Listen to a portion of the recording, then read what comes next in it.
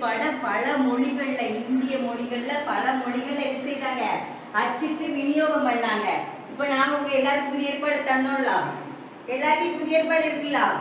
இது நிறைய மொழியில இருக்கு. இப்ப இது தமிழ்ல இருக்கு, அதே மாதிரி ஆங்கிலத்துல, ஹிந்தில, மராத்தில, அப்படி நிறைய மொழிகள்ல, மராத்தி அப்படி ஒரு மொழி, அப்படி நிறைய மொழியில இந்த புதிய ஏற்பாடு அச்சிட்டு என்ன செய்யறாங்க, ஃப்ரீயா கொடுக்காங்க.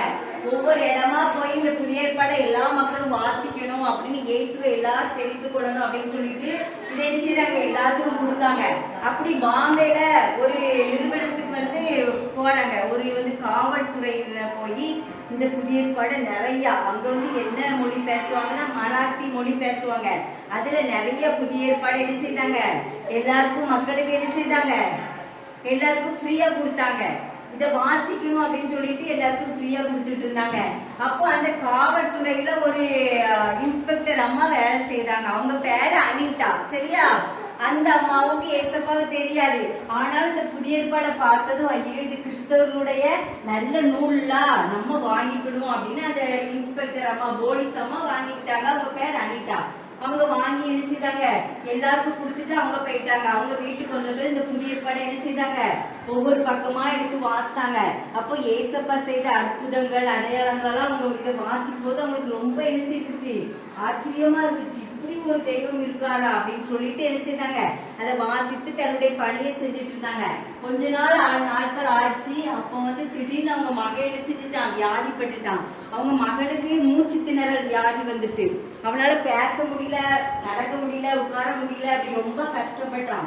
அவங்க நிறைய கோயிலுக்கு போனாங்க, நிறைய டாக்டரை போய் பார்த்தாங்க. எப்படியாச்சும் தன்னுடைய மகனுக்கு சுகம் கிடைக்கணும், இந்த வியாதியிலிருந்து விடுதலை கொடுக்கணும் அப்படின்னு சொல்லிட்டு என்ன செய்தாங்க, அப்படி போய்கொண்டே இருந்தாங்க. ஆனாலும் சுகம் கிடைக்கவே இல்லை. அதுவே அவங்களுக்கு ரொம்ப கவலையா இருந்துச்சு. அப்போ ஒரு நாள் அவங்க அன்னைக்கு வேலைக்கு போக வேண்டிய நேரம் வந்துச்சு. ரொம்ப கவலையோடு, மகனுக்கு இன்னும் போக போக சுகம் கிடைக்கவே மாட்டேங்க, என்ன செய்ய அப்படின்னு சொல்லிட்டு துக்கத்தோடு கவலையோடு என்ன செய்யறாங்க, தன்னுடைய பணிக்கு போறாங்க. காவல்துறையில தான் அவங்க பணி செய்யறாங்க, வேலை செய்யறாங்க. அப்படி போறாங்க. அப்போ துக்கத்தோடு இருக்கும்போது அவங்க கூட வேலை பார்க்காங்கல்ல இன்னொரு போலீஸ் அம்மா இருக்காங்க. அவங்க, ஏன் சகோதரி நீங்க இப்படி துக்கமா இருக்கீங்க அப்படின்னு சொல்லி கேட்காங்க. உடனே இந்த அனிதாமா சொல்றாங்க, என் மகனுக்கு ரொம்ப உடம்பு சரியில்லை, நாளுக்கு நாள் அது என்ன செய்யுது, அதிகரித்துட்டே போகுது. நான் நிறைய கோயிலுக்கு போயிட்டு பரிகாரம் செய்துட்டேன், நான் நிறைய பணம் செலவு பண்ணிட்டேன், எனக்கு என் மகனுக்கு ஒரு சுகமே கிடைக்கல அப்படின்னு சொல்றாங்க. அப்போ அந்த அம்மா கிறிஸ்தவ பெண்மணி, கூட சேர்ந்து வேலை பார்க்கறவங்க. அவங்க ஏசப்பா உங்க மகனுக்கு சுகம் தர முடியும் அப்படின்னு, என் மகனுக்கு ஏசப்பாவால சுகம் தர முடியுமா அப்படின்னு கேட்காங்க.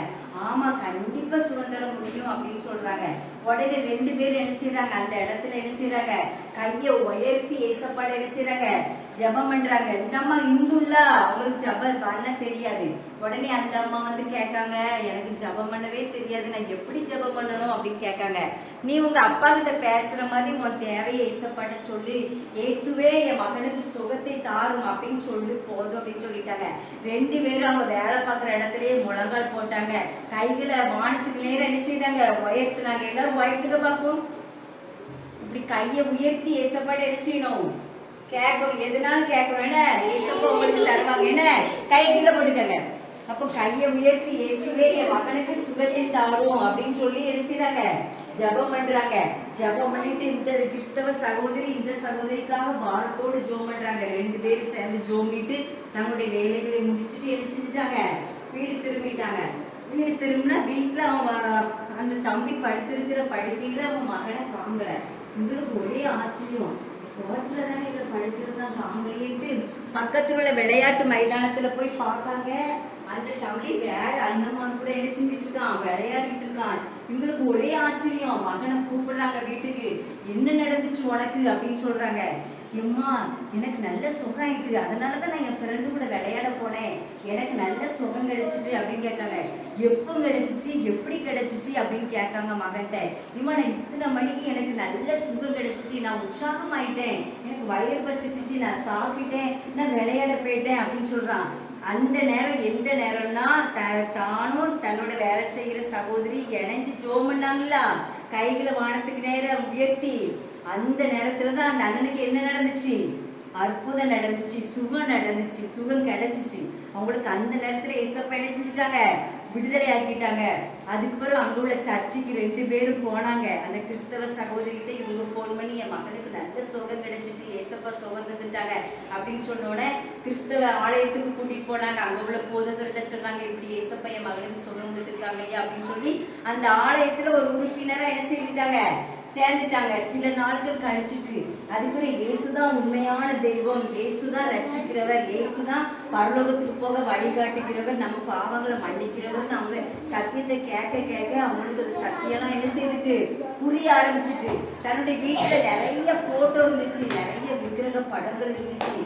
எல்லாத்தையும் என்ன செஞ்சாங்க தெரியுமா, ஒரு சாக்கை எடுத்தாங்க, ஒரு முட்டையா கட்டினாங்க. எல்லா போட்டோ, எல்லா மாலை எல்லாத்தையும் உள்ள அள்ளி போட்டு கெட்டி ஒரு கடல்ல கொண்டு என்ன செஞ்சுட்டாங்க, தூக்கி போட்டுட்டாங்க.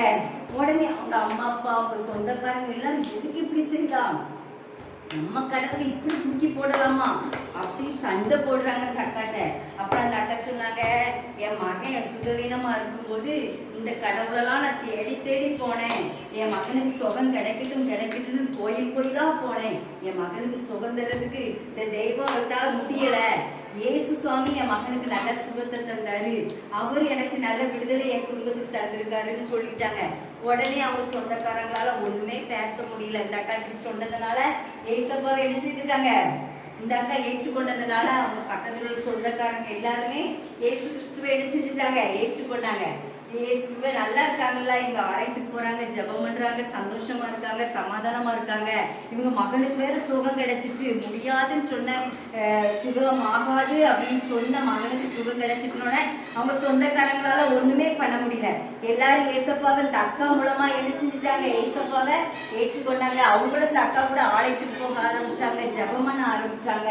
இந்த அக்கா ஜெபத்துல என்ன செஞ்சாங்க, வல்லமையா ஜெபம் பண்ணி ஏசப்பாவை என்ன செஞ்சாங்க, உயர்த்தினாங்க. ஏசப்பாவுக்காக தன்னோட உள்ள குடும்பத்தையே ஆதாயப்படுத்தி கொண்டாங்க.